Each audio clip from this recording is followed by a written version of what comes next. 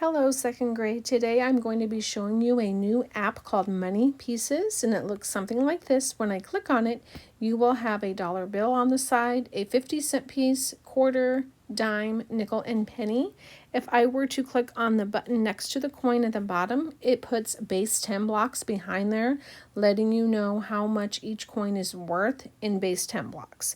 But the way we're going to be using it is just with the coins. Below that button, you will see two arrows going in a circle. If you click on that, it will say, do you want to clear all your work? If you want a clean page, you would hit clear all.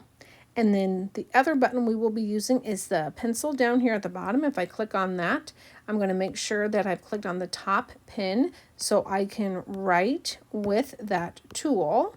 And then I would hit the X if I didn't want those words on there. Again, you would click the arrows to clear all. Thank you for watching.